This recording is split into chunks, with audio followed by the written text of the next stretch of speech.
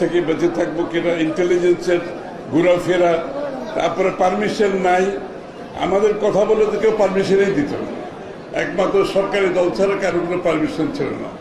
তো অনেক বছর পরে একটা মুক্ত পরিবেশে আমরা সবাই আজকে মিলিত হয়েছি ইফতারের জন্য। আল্লাহর কাছে শুকর আদায় করছি, এরকম একটি দিন ফিরে পাওয়ার জন্য আল্লাহর কাছে শুকর আদায় করছি।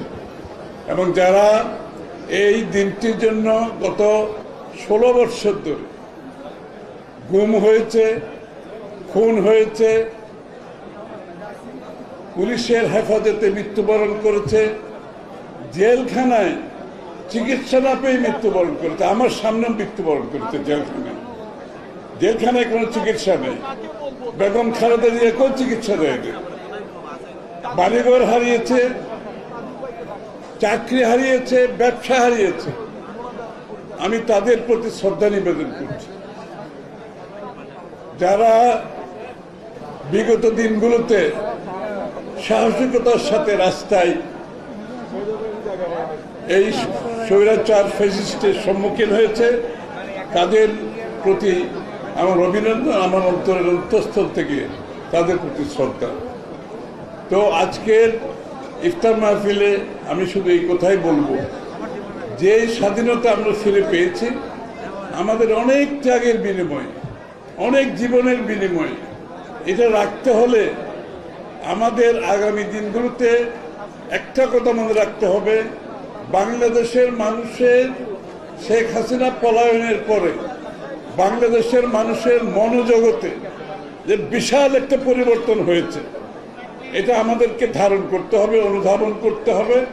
এই প্রত্যাশা পূরণে যার যার অবস্থান থেকে একটি মুক্ত বাংলাদেশ যাতে আমরা পাই, একটি গণতান্ত্রিক বাংলাদেশ যাতে আমরা একটা পাই, একটি সকলের জন্য লেভেল প্লেইং ফিল্ড পাই, সেটা ব্যবসা হোক, বাণিজ্য হোক, পেশা হোক, সকলের জন্য যে লেভেল প্লেইং ফিল্ড পাই আমরা, এবং যার যার যে মেধা আছে তার ভিত্তিতে যাতে সকলে সমান সুযোগ পায়, এটা আমাদেরকে নিশ্চিত করতে হবে।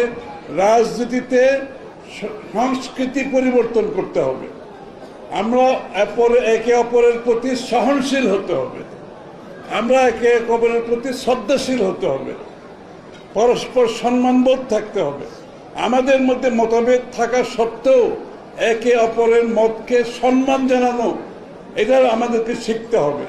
নাহলে শত সংস্কার করেও কোনো লাভ হবে না। যদি রাজনৈতিক সংস্কৃতি বদলাতে না পারি, কোনো সংস্কার কোনো কাজে আসবে না। আমি সকলের প্রতি একটা আবেদন, যার যার অবস্থান থেকে আগামী বাংলাদেশ গঠনের জন্য আমরা সততার সাথে, নিষ্ঠার সাথে, আমাদের দেশের প্রেমকে সাথে নিয়ে আগামীর বাংলাদেশ জাতীয়তাবাদী চিন্তা চেতনায় যে বাংলাদেশের স্বাধীনতার যে আইডিয়াসগুলোকে সমুন্নত রাখতে পারি, এটা আমাদেরকে মাথায় রাখতে হবে। একম দেশ আমরা নিজেদের মতো যাতে আমরা চলতে পারি, সকলকে এখানে ঐক্যবদ্ধভাবে থাকতে হবে। মতভেদ থাকবে, মত পার্থক্য থাকবে, তারপরে একে অপরের প্রতি সম্মানবোধ থাকতে হবে। এবং আমি আজকে যত তাড়াতাড়ি বাংলাদেশে যে মালিকানার জন্য আমরা জনগণের মালিকানার জন্য 16 বছর যুদ্ধ করেছি, এই মালিকানা একমাত্র সম্ভব তাদের বাংলাদেশের জনগণের, তাদের ভোটে তাদের প্রতিনিধি নির্বাচিত করে, তাদের নির্বাচিত সংসদ গঠন করে, তাদের নির্বাচিত সরকার গঠন করে আমরা যত দ্রুত একটি গণতান্ত্রিক অর্ডারে ফিরে যেতে পারি একটি নির্বাচনের মাধ্যমে, তত বেশি মঙ্গল হবে। এক একটি দিন অতিবাহিত হচ্ছে গণতন্ত্রহীন দেশ হিসাবে, এক একটি দিন অতিবাহিত হচ্ছে যেখানে কোনো জনগণের প্রতিনিধিত্ব নয়, এক একদিন অতিবাহিত হচ্ছে যেখানে জনগণের ফিডব্যাক নাই, জনগণের সমর্থনবিহীন কোনো দেশ, কোনো সরকার, পুলিশ আর সরকারি কর্মকর্তা দেশ চালায় না। তাদের মূল শক্তি হচ্ছে জনগণের সমর্থিত নির্বাচিত একটি সরকার, এটাই কিন্তু মূল শক্তি। এটার উপর ভিত্তি করে পুলিশ চলে, এটার উপর ভিত্তি করে সরকারি কর্মকর্তারা চলে।